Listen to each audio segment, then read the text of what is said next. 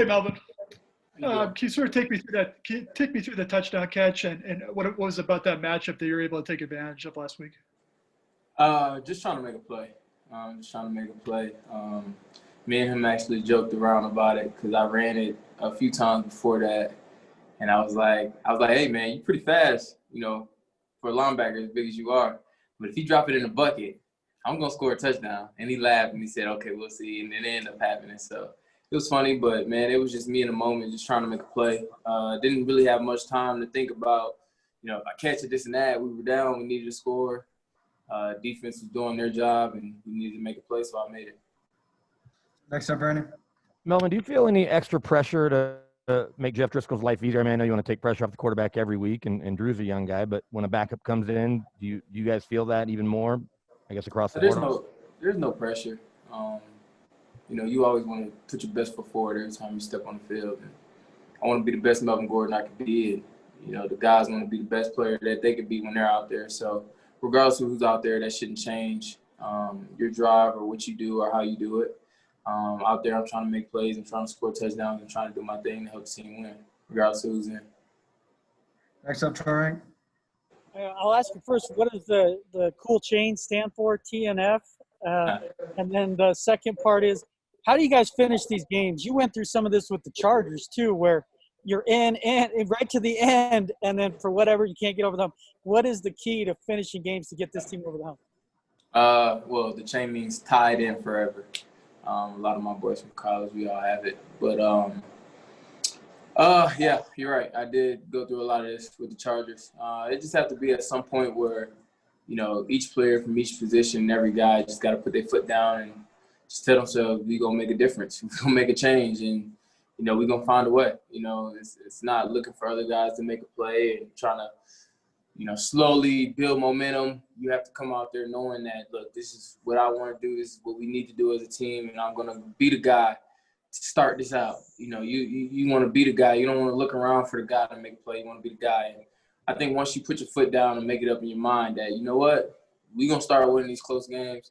And as a unit, not just one or two or three or four or five players that you expect to think like that, but the guys, that aren't talked about. When they get that mindset and get that confidence that, we going to make a difference, then that's when change happens. Next up, Nick Kozmatter. Yeah. Melvin, two quick ones for you. How confident are you that Jerry and KJ are going to be, able to step into that role with Cortland out and be kind of big players for this offense? And then secondly, what do you expect for the atmosphere to be like adding some fans? Obviously, 5,700 fans isn't going to make the noise a whole lot different, but is there any kind of thing about them just being in there?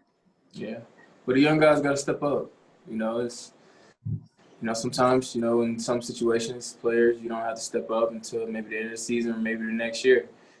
We had some key guys go out, so you know what, you got to grow up quicker than most. And I think those guys got the confidence in themselves really to go out there and make a play. And they got the talent. I mean, you seen KJ go do what he do. Those guys got the confidence and the ability. When they get that full swagger, when they get that swagger that they, it's just whoever line up in front of me, just how they were in college, it's easy work. When they get that, then it's going to be really on. But it takes reps like anything else. In this league, it takes reps. And those guys are going to have that. And as far as with fans, some fans are better than no fans. So anything can help. I'm excited just to see some of the fans. I've been on the opposing side. It's not going to be filled up how it usually is, but I'm just glad to have some people out there watching us. Time for a few more. Next one, Kyle. Hey, Melvin, obviously kind of a tough performance from the O-line last week, especially in terms of pass pro. What's your confidence that unit's going to get it back on track, and especially in the run game, too, against a tough Bucs front? Yeah, it is a tough front, but, we up for the challenge. Our guys aren't talked about, and, they know that, and, nor do they care. We're going to continue to work and get better. The guys are competitive up front. They do their jobs, Simon Sound. I think they're one of the hardest position groups, on the team, just from watching.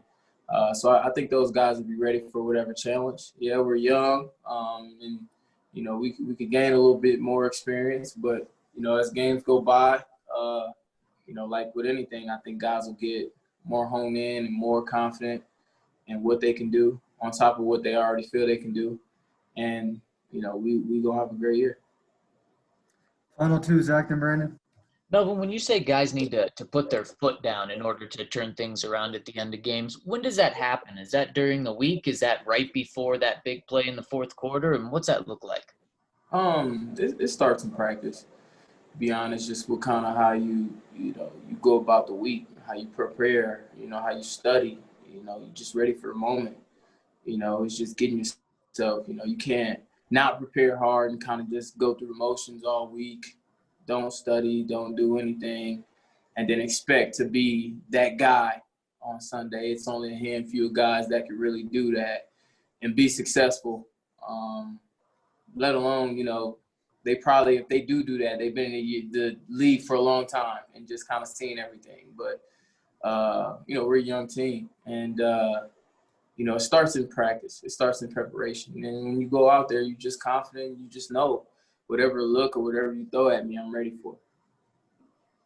Final one, Brandon.